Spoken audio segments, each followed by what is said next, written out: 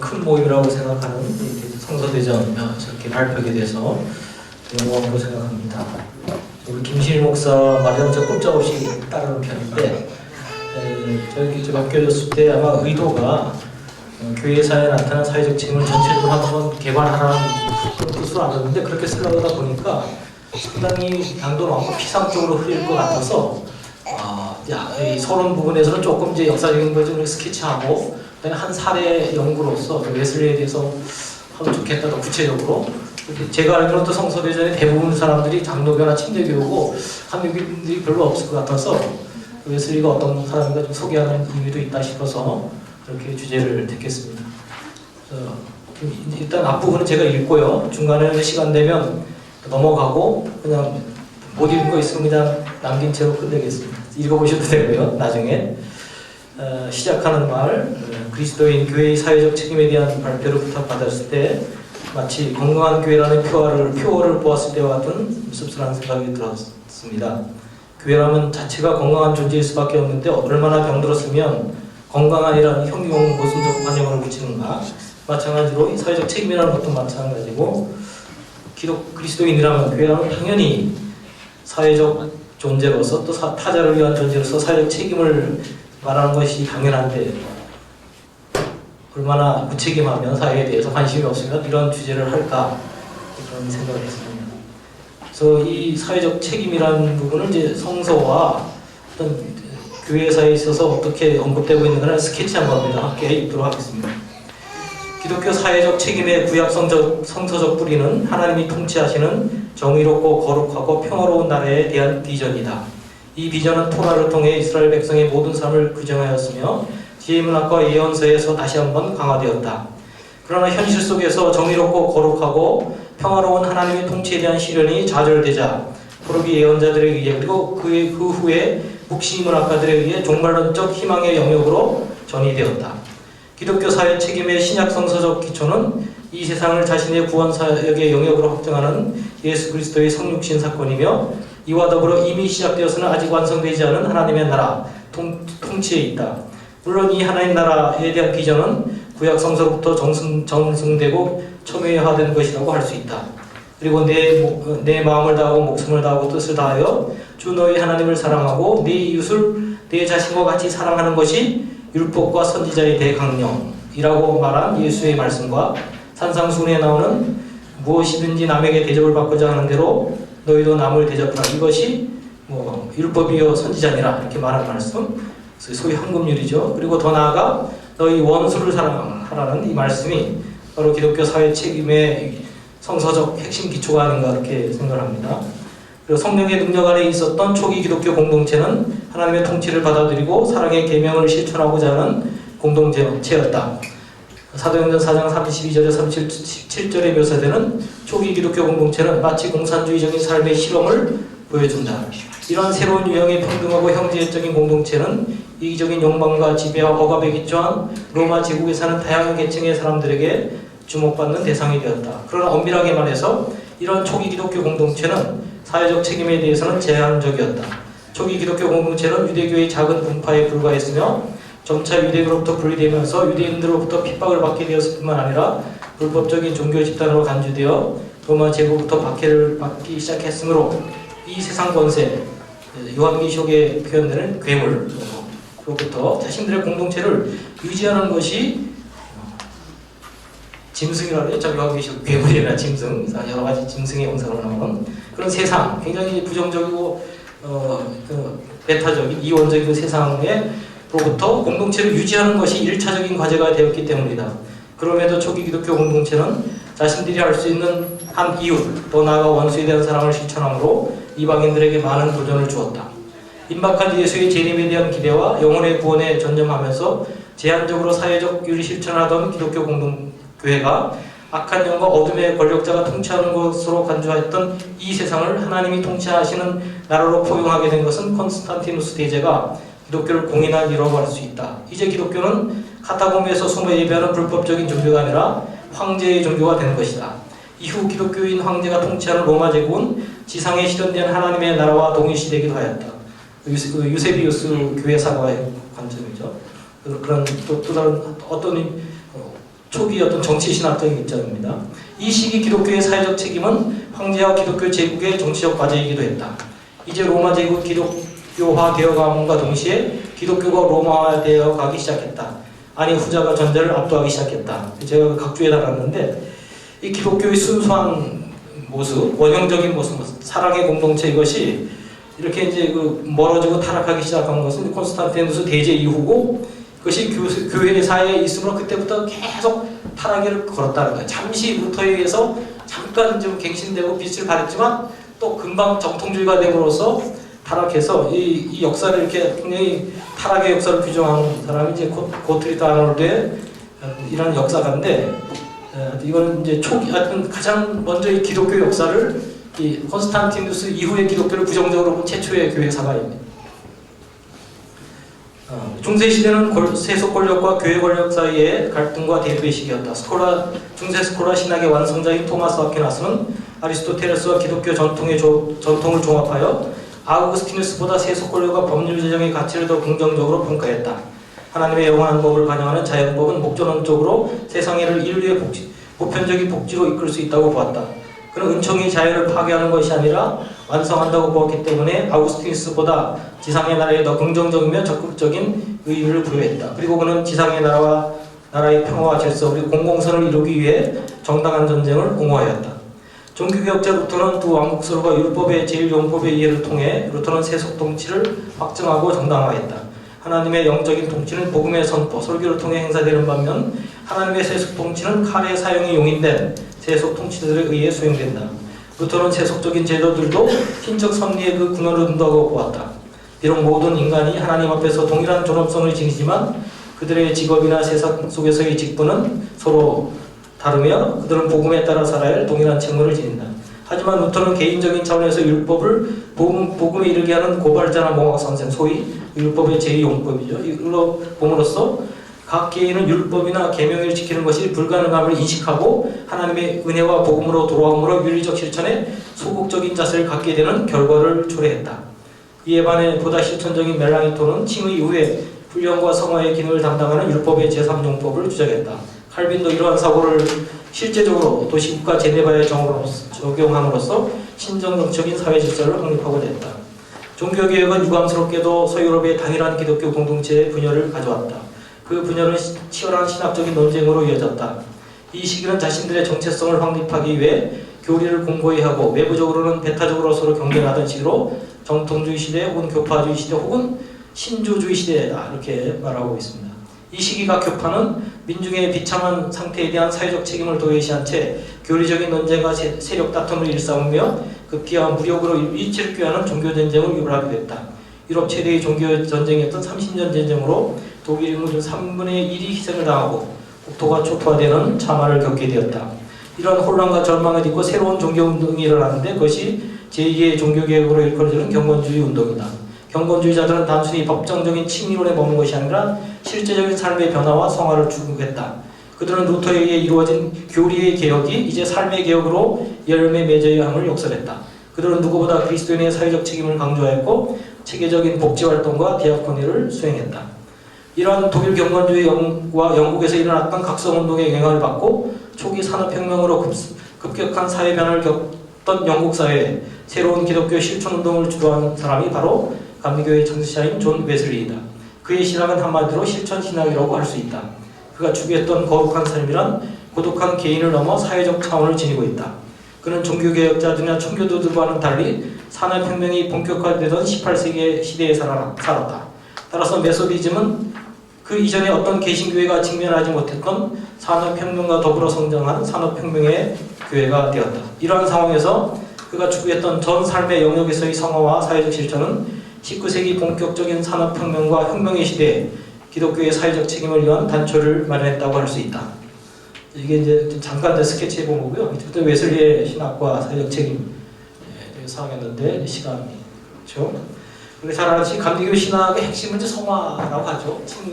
물론 칭의를 전제로 하는 성화인데 이 성화가 이제 웨슬리의 감리교적 특색이라고 하고 웨슬리가 말했듯이 회개는 종교의 현관이요, 믿음은 종교의 문이요, 성화는 종교 자체다 이렇게 말할 정도로. 근데 문제는 이 성화 또 더 나아가서 그리스도의 완전이라는 개념이 사실은 많은 오해를 살 수 있는 건데 중간 보겠습니다.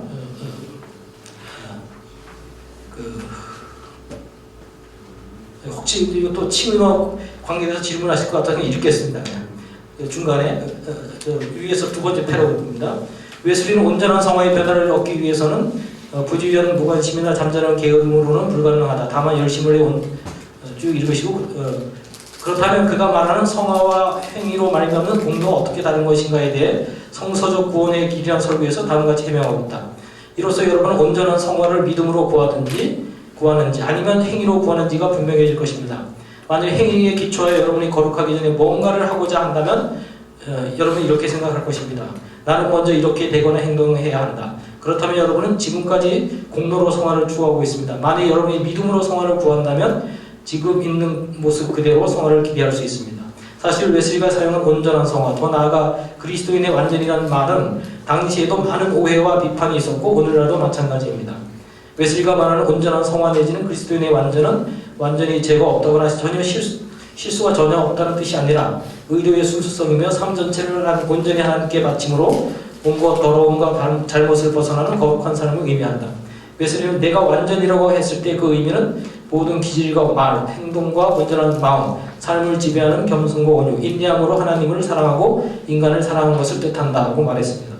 그래서 그에게 있어서 성서적 완전이란 순수한 사랑의 다름 아니었습니다. 그는 이러한 사랑은 이 땅에 사는 동안에도 얻을 수 있는 그리스도인의 완전이라고 믿었습니다. 그리고 성화를 단순히 개인적인 차원에 국한한 것이 아니라 사회적 차원의 성화로 확장시키고 있습니다. 그는 산상수훈을 내서 산상수훈을 본문으로 한 설교에서 다음과 같이 말했습니다. 나는 기독교는 본질적으로 사회적 종교이며 따라서 기독교를 고립시킬 때 죽고 만나는 사실을 확신합니다. 기독교는 예수 그리스도에 의하여 인간에게 계시는 하나님을 경배하는 법을 가르쳐주는 종교입니다. 또한 기독교는 사회적 종교이므로 사회를 떠나서 즉 다른 사람들과 같이 살고 대화 없이 잘 유지될 수 없을 뿐만 아니라 전혀 존재할 수 없습니다. 마이클 로달은 웨슬리가 이 세상에서 하나님과 이웃에 대한 사랑의 완전성에 이를 수 있다고 주장하기 때문에 웨슬리의 종말론을 실현 가능한 종말론이라고 부릅니다. 웨슬리에 의하면 사랑은 치유 목적이며 세상의 시작으로부터 만물의 완성에 이르는 하나님의 섭리의 단 하나의 목적이다. 그리고 하늘과 땅이 모두 날아간다고 해도 사랑은 남을 것이다. 왜냐하면 사랑만이 영원히 쇠퇴하지 않을 것이기 때문이다.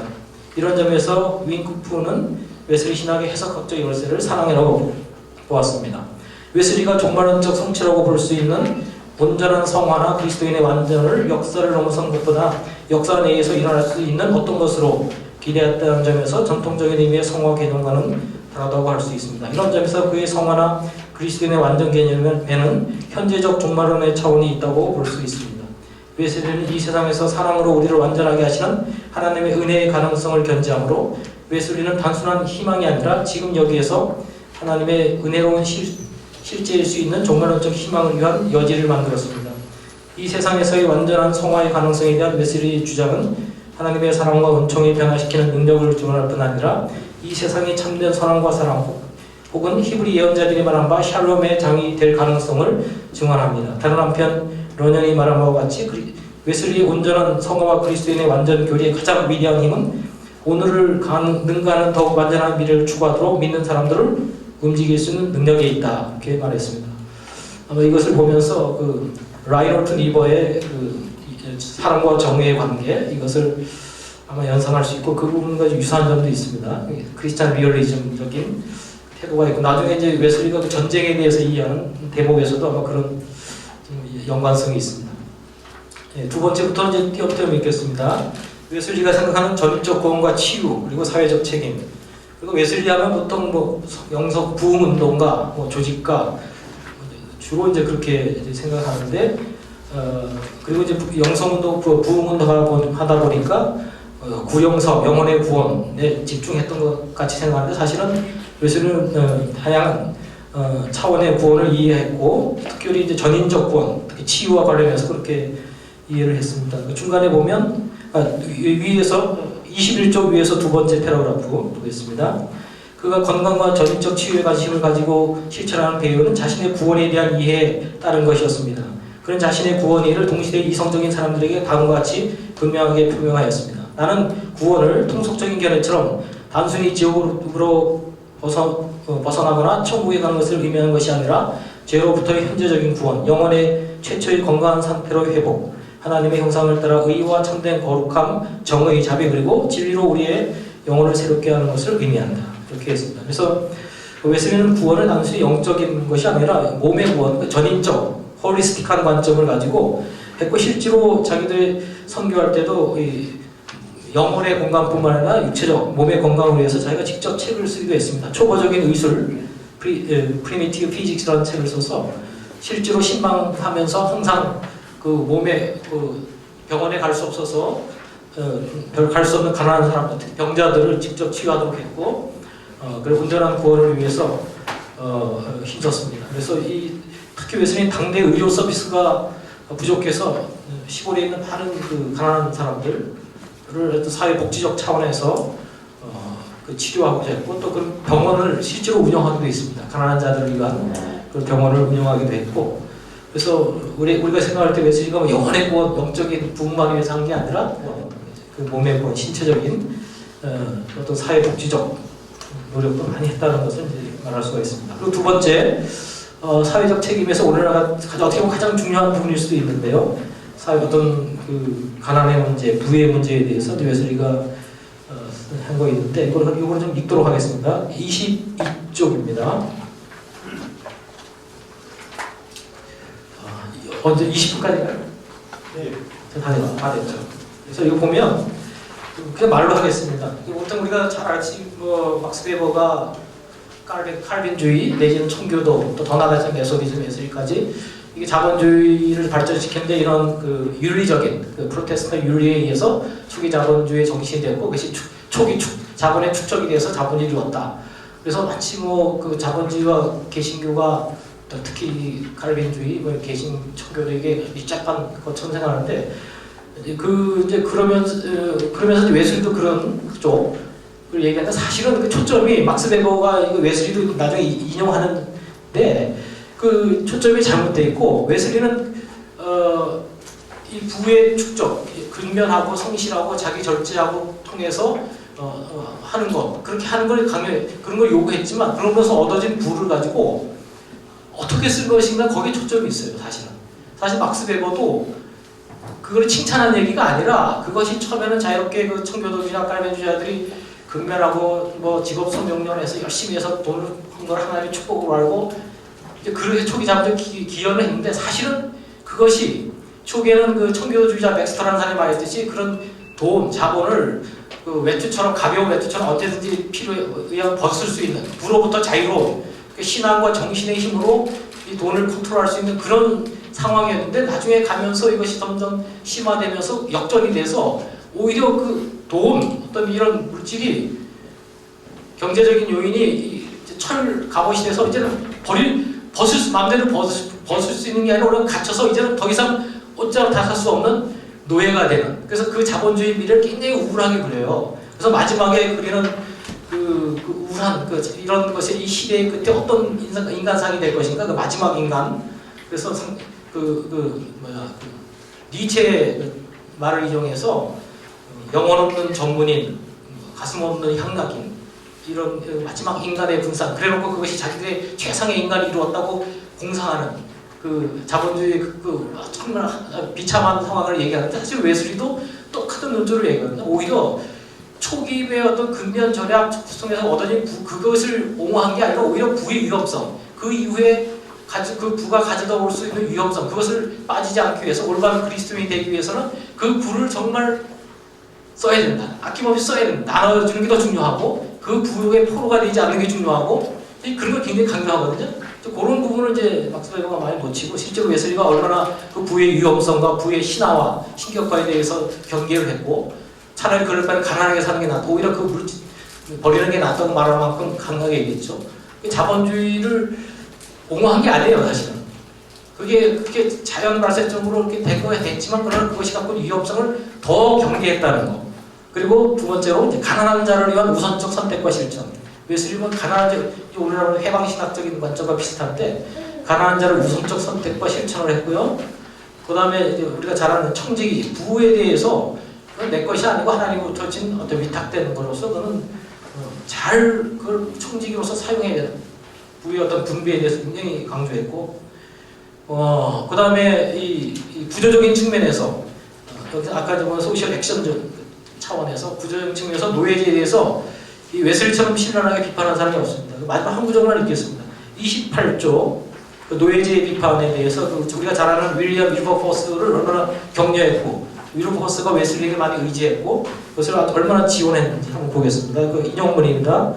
28조 윌리엄 윌버포스를 격려하면서 쓴 글입니다. 하나님의 권능이 당신을 세상과 싸우는 아타나시우스로 키우지 않았다면 당신이 어떻게 사악한 일과 투쟁하면서 영광스러운 일을 이루어내는지 나는 알 수 없습니다.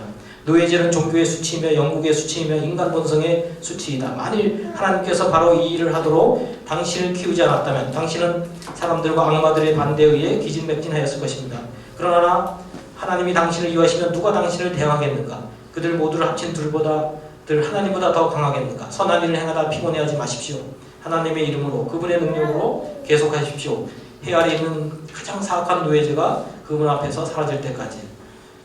그 노예제에 대한 비판을 구조적인 측면에 그 다음에 이제 이 전쟁에 대해서 특히 미국의 독립전쟁을 어떻게 웨슬리가 바라봤는가, 이 전쟁과 이 평화의 문제를 어떻게 기독교인으로서 그리스도 사회적 책임을 갖고 했는가, 이게 이제 문제. 특히 그 사람 웨슬리가 성화를 얘기하고 개인의 성화, 사회적 성화, 그다음 하나님 평화를 얘기하고 하나님과의 내적인 평화. 이것이 내적인 평화로 끝나는 평화인가? 또 현실적인 이 전쟁과 평화의 문제에서 웨슬리가 어떤 태도를 취했고 그것이 내적으로 어떤 모습이 없었는가? 그 웨슬리가 있었던 현실적 한계는 무엇인가? 그거는 어떻게 보면 개인적 차원에서 굉장히 이상주의자인데 현실 정책의 문제에서 어떻게 보면 굉장히 현실주의적 태도를 취했는데 이런 태도에 대해서 우리가 오늘날 어떻게 평가할 것인가? 이 문제거든요. 제가 이제 시간이 가서 나오는 말만 읽고 그냥 마치겠습니다.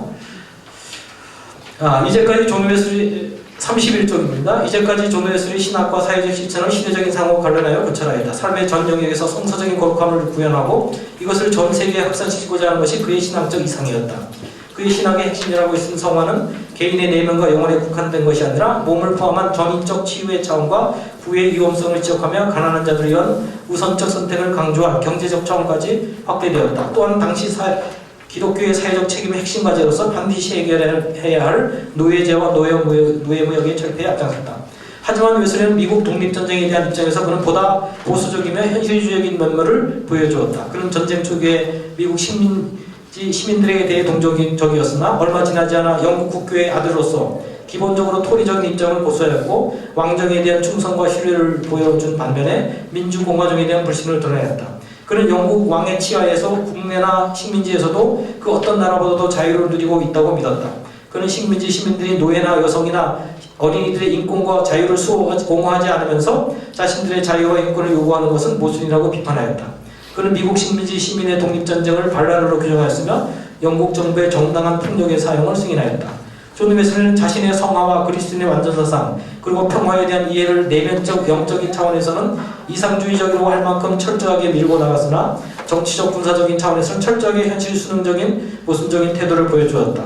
그는 자신이 옳다고 믿었던 영국이 미국 독립전쟁에서 궁극적으로 패하자 영국 제국주의의 부도덕성에 대한 깊은 성찰 없이 그 결과를 아주 기이한 일련의 섭리로부터 나왔다고 보았다. 그리고 역사가 하나님의 뜻을 보여준 만큼 그 실체를 인정하는 것이 필요하다고 보았다. 여기에서 우리는 존 웨슬리라는 한 그리스도인의 사회적 책임의 정도와 한계를 볼 수 있다.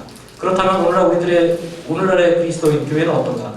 오늘날의 지상의 교회가 개인과 사회 공동체적 범위를 넘어 자국의 국가안보와 국가의 그리고 점령하는 강대국의 패권주의에 직면하여 얼마나 철저하게 기독교적인 이상을 실현하고 사회적 책임을 완수할 수 있는가?